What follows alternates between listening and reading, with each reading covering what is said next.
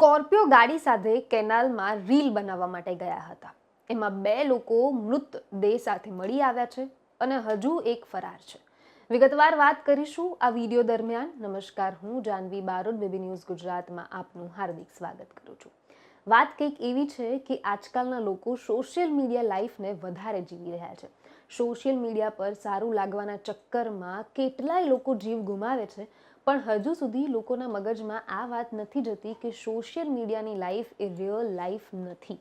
ત્યાં જેવું બીજા લોકો કરે એવું કરવા જેવું નથી.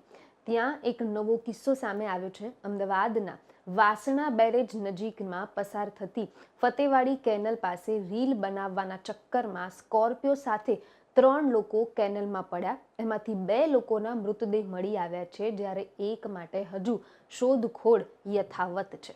ઘટનાના પગલે એલિસ બ્રિજના ધારાસભ્ય અમિત શાહ ઘટના સ્થળ પર પહોંચ્યા હતા, ત્યારે બીજી તરફ લોકોના પણ ટોળા એકઠા થયા હતા.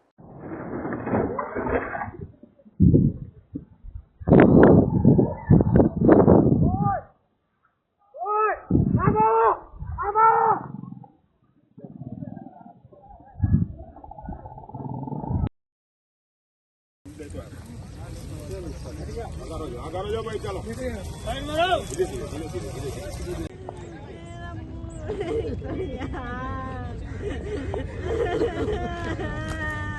પણ મુદ્દાની વાત એ છે કે 19 વર્ષના બાળકને ગાડી આપી કેવી રીતે?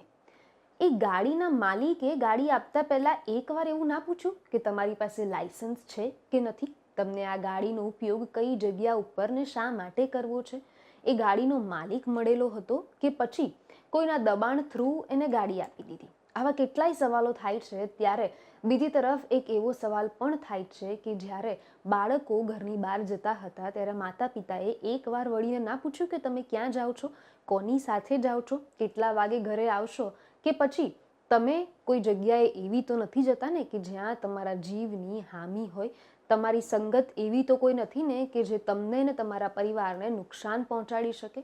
આવા કેટલાય સવાલો થાય છે મને પણ અને કેટલાય લોકોને થતા હશે. મારી પાસે જવાબ આવશે ત્યારે ચોક્કસપણે ફરીવાર આ ઘટના સાથે હું તમારી મુલાકાત લઈશ. હાલ મને રજા આપો. નમસ્કાર.